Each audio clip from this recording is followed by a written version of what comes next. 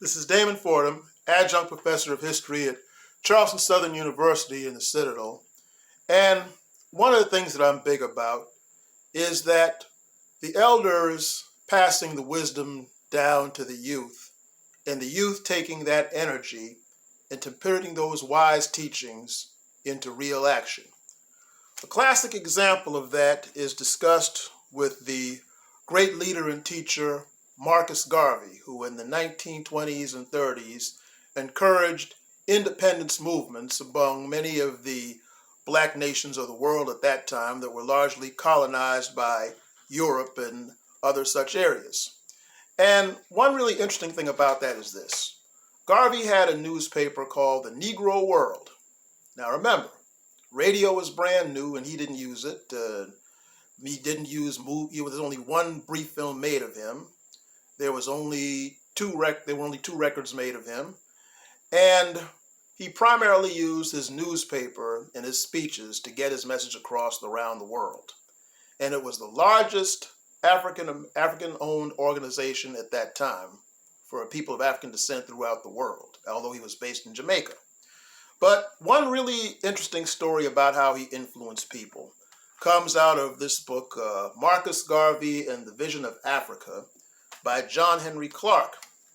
Now, one of the great heroes of Africa was a man named Jomo Kenyatta, who with his Mau Mau warriors led his country of Kenya to independence from England in 1963.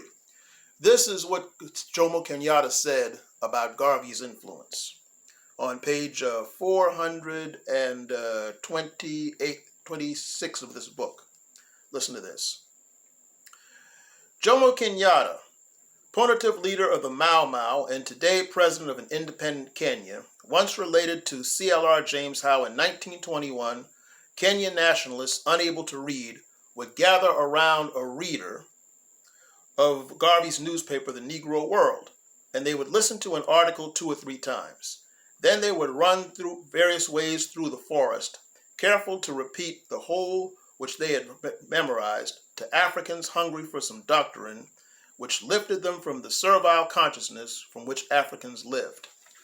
In other words, Jomo Kenyatta teaches us that they listened to the teachings of Garvey regarding the independence of Africans, and they would go throughout the forest after they listened to the guy read the newspaper and spread Garvey's teaching throughout the villages and the forests of Kenya, so that eventually men like Jomo Kenyatta would take what Garvey taught them through his writings and readings and thus make it a reality by making Kenya independent in 1963.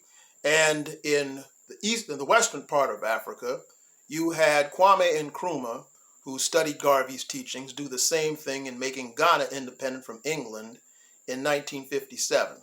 So you see, ladies and gentlemen, this is a prime example of why you need to listen to wise elders. The wise elders have been where the young people are going. They've seen a lot of things and they've learned things. So people like Garvey, they put their teachings out there to instruct the young people. And the young people listen to them, and with their energy, they take those teachings and make them a reality so that the world can be a much better place than it is today. This is Damon Fordham.